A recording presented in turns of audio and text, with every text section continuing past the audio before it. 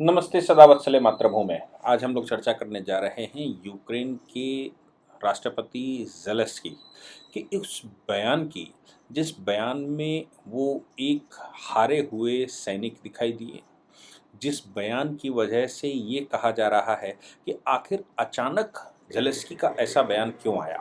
आखिर ज़ेलेंस्की अब अचानक ये क्यों कहने लगे कि मैं छोटे यूक्रेन का राष्ट्रपति नहीं बना था, मैं बड़े यूक्रेन का राष्ट्रपति बना था और बड़े यूक्रेन के राष्ट्रपति बनने की वजह से अब मैं या बहुत बड़ा हिस्सा रूस के कब्जे में आने की वजह से अब मैं रूस से वार्ता कैसे करूं? प्रकरण शुरू हुआ।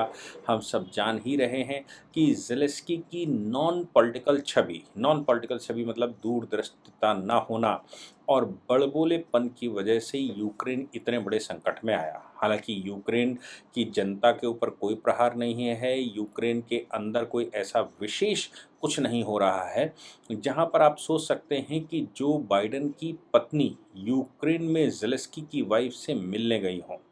तो आप सोच सकते हैं कभी बोरिस जॉनसन वहाँ घूम रहे हैं, तो कभी फ्रांस के राष्ट्रपति, ऑस्ट्रिया के राष्ट्रपति या डेनमार्क के राष्ट्रपति, ऐसे बहुत सारे यूरोपियन यूनियन के लीडर्स जा रहे हैं यूक्रेन में। आप सोच सकते हैं कि अगर वहाँ पर बड़ा युद्ध चल रहा था, अगर पूरा का पूरा यूक्रेन बड़े संकट में था, तो ये भारतीय पत्रकार वहाँ आसानी से कैसे पहुँच रहे थे, कैसे वापस आ रहे थे या विश्व की जो मीडिया है, वो मीडिया कैसे पहुँच रही थी? इसका मतलब है कोई कोई तो बड़ा घोलमाल इस सूचना में है कि यूक्रेन पूरे के पूरे यूक्रेन पर रशिया ने गलत तरीके से हमला कर रखा है या पूरे यूक्रेन में युद्ध छिड़ा हुआ है। जैसा कि रशिया लगातार कह रहा है कि हम कोई युद्ध वहाँ पर नहीं कर रहे हैं, हम केवल एक विशेष ऑपरेशन चला रहे हैं। उस विशेष ऑपरेशन में जो हमारे यूएसएसआर के समय पर जो हमने डिफेंस इक्विपमेंट बनाने की फैक्ट्रियाँ वहाँ पर लगाई हुई थी,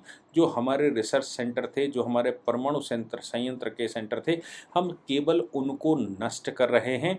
इसके अतिरिक्त हम कुछ नहीं कर रहे हैं। उसके अतिरिक्त रशिया ने लगातार कहा है कि जो रूस प्रो रशियन यानी कि रूस के लोग, और रूस के लोग वहाँ होना स्वाभाविक इसलिए है क्योंकि लंबे समय तक रशिया वहाँ कब्जे में रहा, यानी कि यूएसएसआर वहाँ कब्जे में रहा और यूएसएसआर के बनते समय यूक्रेन ही वो मुख्य स्थान था जहाँ पूरा का पूरा यूएसएसआर ने अपना पावर गेम सेट करके रखा था। यूएसएसआर के टूटने के बाद यूक्रेन के हिस्से में वो सभी पावर थिंग्स पड़ी। हालांकि ऐसा भी कहा गया है कि उज़्बेकिस्तान, तुर्कमेनिस्तान, तजाकिस्तान, कजाकिस्तान, इन सभी में यूएसएसआर के संयंत्र लगे हुए थे। कहीं पर आयुध कारखाने खुले थे तो कहीं पर टैंक बनाने की फैक्ट्रियां खुली हुई थीं, आधे इक्विपमेंट कहीं और आधे कहीं। लेकिन यूक्रेन फिर भी उसमें सबसे बड़ा पावर पॉइंट बना हुआ था। यूक्रेन के अलग होने के बाद प्रो रशियन, जो रशिया, चूँकि रशियन लोग वहाँ पर होंगे इसमें कोई शक नहीं है, तो प्रो रशियन लोगों को जिस समय ज़ेलेंस्की की सरकार बनी उसने तोड़-फोड़ करके उनको बर्बाद करना शुरू किया, उनको जेल में डालना शुरू किया, उनकी प्रताड़ना शुरू करी। रशिया वो कंट्री है जो अपने लोगों को बचाने के लिए संसार में कुछ भी कर सकता है। उसने सीधा-सीधा ज़ेलेंस्की के ऊपर 2 स्टेटों के ऊपर उनको स्वतंत्र घोषित कर दिया और उनकी स्वतंत्र घोषित इससे पहले वो पहले भी इससे पहले कुछ हिस्सों को वो स्वतंत्र घोषित कर चुका है। पिछले साल भी उन्होंने कुछ क्रीमिया वगैरह बाहर किया था और इसके अतिरिक्त 2 जहाँ पर प्रो रशियन लोग या रशियन लोग रहते थे जिनके खिलाफ विशेष ऑपरेशन यूक्रेन की सरकार चला रही थी, उनको जेल में डाल रही थी, उन लोगों को स्वतंत्र घोषित कर दिया था, उन एरियो को स्वतंत्र घोषित कर दिया था। उन एरियो पर कब्जा नहीं, उनको स्वतंत्र घोषित कर दिया था और उसने ये कहा था कि हम यूएसएसआर के हिस्से, यूएसएसआर चूँकि हमारे नेतृत्व में चला, इसलिए ये यूक्रेन का पार्ट नहीं है। यूक्रेन को जब यूएसएसआर टूटा तो वो पार्ट इल्लीगली गलत तरीके से चला गया। जो भी कहानी रही हो, सच क्या है पता नहीं। लेकिन उसके बाद उसने वहाँ हमले करने शुरू कर दिए और हमले करने के बाद रशिया ने उन सभी यूक्रेन के स्थानों पर जहाँ पर पावर हब हुआ करता था, उन सभी स्थानों पर हमले किए और उनको डिस्ट्रॉय किया। यहाँ तक कि कुछ जगह ऐसी भी रहीं जहाँ पर रशियंस को जब जब रशिया वहाँ से उनके आयुध नष्ट करके निकला, तो रशियंस के ऊपर ऐसा भी लोगों ने कहा कि यूक्रेन के लोग, ये यूक्रेन की सेना ने रशियंस के साथ मारपीट की और बहुत कुछ गलत किया और नाम रख दिया रशिया का कि रशिया यहाँ से निकल कर जा रहा है, वही मारपीट करके गया है। जबकि हकीकत ये है, बयान करते हैं कुछ लोग कि रशिया रशियंस को क्यों मारेगा। रशियंस को उन जगहों पर मारा गया है जहां पर यूक्रेन ने ये घोषणाएं की हैं कि यहां पर रशिया हत्याकांड करके गया है। वो सारी जगहों पर मरने वाले लोग रशियन मूल के लोग थे या प्रो रशियन लोग थे, जिनके ऊपर ज़ेलेंस्की लगातार कुछ न कुछ कर रहे थे। तो आप सोच सकते हैं कि ये क्या वहाँ पर चल रहा है। और दूसरा, पूरा यूक्रेन युद्ध में नहीं है और ये संभव नहीं है, क्योंकि अगर अमेरिका के राष्ट्रपति की पत्नी वहाँ जा सकती हैं और आसानी से घूम सकती हैं, पत्रकार वहाँ घूम सकते हैं, तो ये संभव नहीं है कि यूक्रेन पूरे के ऊपर रशिया कुछ सिविलियन एरिया में कुछ कर रहा हो, गलत कर रहा हो। लेकिन सिविलियन एरिया में जब डिफेंस के लोग, सिविलियन एरिया में जहाँ पर डिफेंस इक्विपमेंट की फैक्ट्रियाँ लगी हुई हैं, उन सिविलियन एरियाज में रशिया घुसा। ऐसा भी लोग कहते हैं कि रशिया अपना वो घोषित करने वाला है विजय दिवस, ये वो।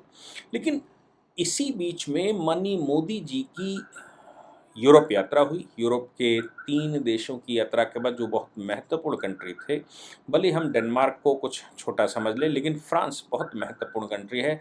ऑस्ट्रिया ने पहले ही कहा है कि कुछ नहीं होने वाला रशिया का। और दूसरा, फ्रांस ने जो स्टेटमेंट दिया भारत के साथ मिलकर, कहा कि रशिया और यूक्रेन को साथ लाने का हम प्रयास करेंगे। अब रशिया और यूक्रेन को साथ लाने का प्रयास का मतलब होता है कि यूएस के विरुद्ध चले जाना।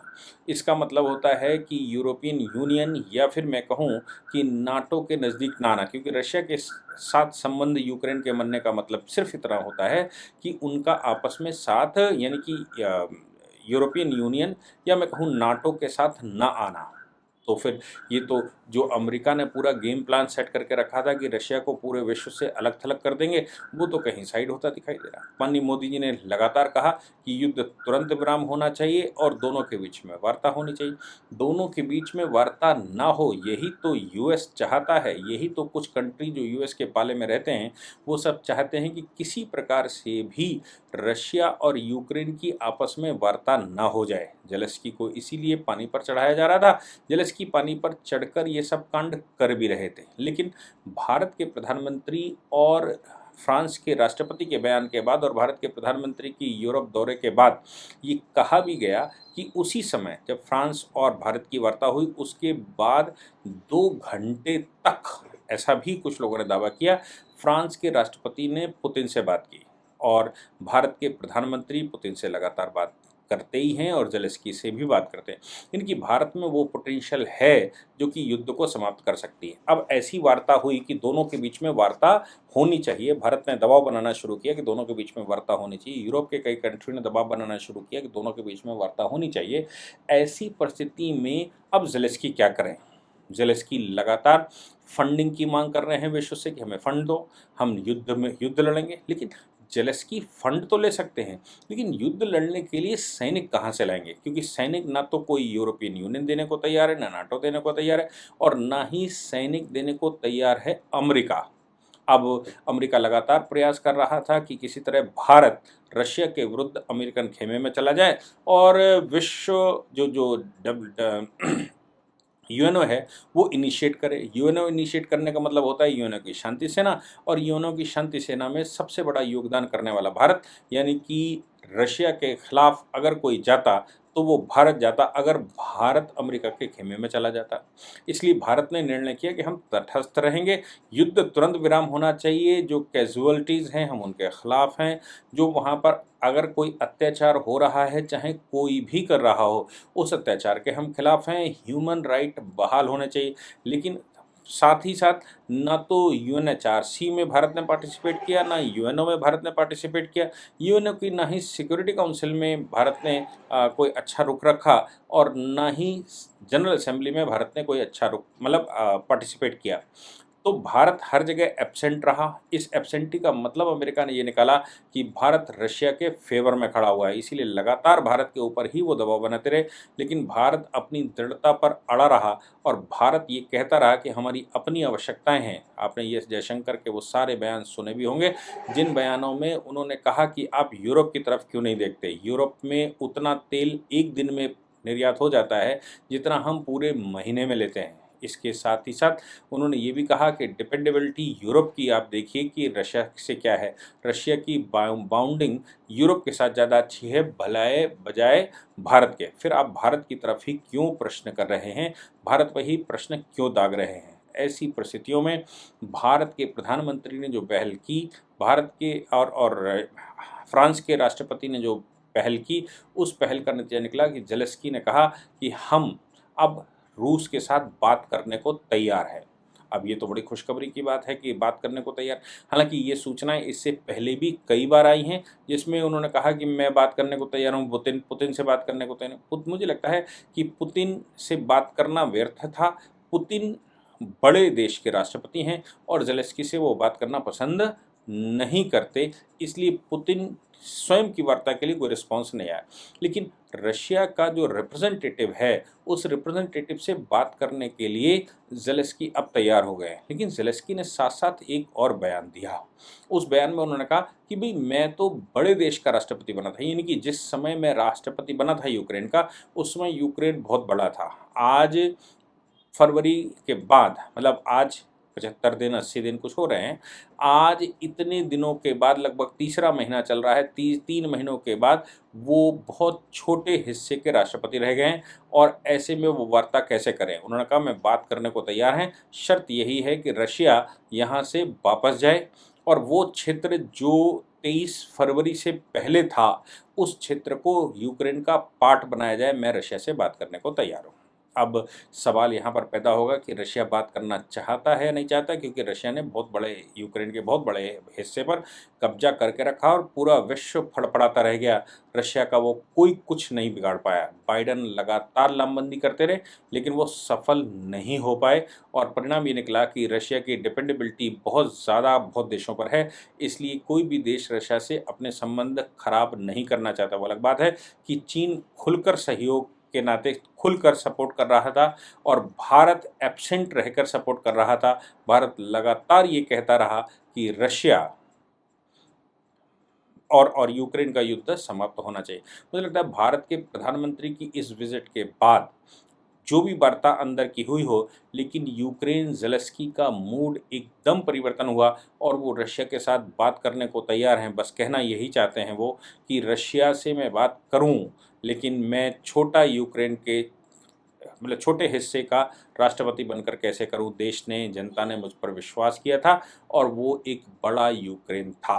मुझे लगता है कि भारत के प्रधानमंत्री की जो ये यूनिक छवि है, भारत के प्रधानमंत्री का जो यूनिक करस्पॉन्डेंस सिस्टम है, भारत के प्रधानमंत्री का जिस प्रकार से ये पूरा सिस्टम है और भारत के प्रधानमंत्री जिस प्रकार से भी इनिशिएट करते हैं और विश्व के साथ कम्युनिकेट करते हैं, विश्व में ये लगातार वो कहते हैं कि युद्ध आपको मुबारक, समस्याएं आपको मुबारक, हम तो समाधान पर विश्वास करते हैं, हम तो समाधान करना चाहते हैं। उस बात में आज दम दिखाई दिया और जिस प्रकार ऑस्ट्रिया ने स्टेटमेंट दिया था और बाद में फ्रांस ने दोनों को साथ लाने के प्रधानमंत्री के साथ जो जॉइंट कॉन्फ्रेंस की, उसके बाद साथ लाने की जो बात की, वो प्रभाव सिर्फ मोदी जी ही छोड़ सकते थे और मोदी जी ने वैसा किया भी। आज की तारीख में अमेरिका अपने आप को अलग सा महसूस कर रहा होगा, इसमें कोई शक नहीं। यूरोपियन यूनियन खुल के, यूरोपियन यूनियन के अलावा नाटो कंट्रीज़ खुलकर रशिया का विरोध नहीं कर पा रहे हैं। आज की तारीख में रशिया के विरोध में खुलकर अगर कोई कंट्री केवल एक खड़ा है, तो वो यूएसए खड़ा है, ना कि नाटो। ये संभव है कि रशिया का नाटो पर जो नाटो की जो डिपेंडेबिलिटी है रशिया पर, वो बहुत ज़्यादा है।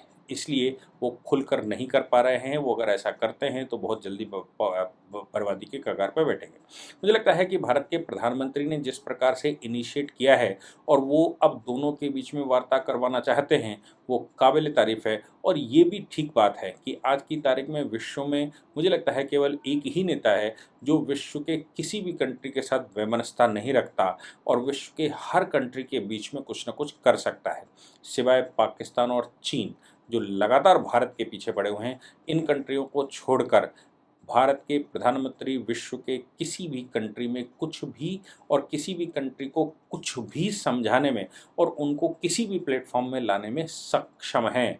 ये हमारा सौभाग्य है कि हमारे देश को इस प्रकार के प्रधानमंत्री मिले, जिसने विश्व में भारत की छवि को बिल्कुल अलग ऊंचाइयों पर ले जाकर खड़ा कर दिया। जय हिंद, जय भारत, वंदे मातरम।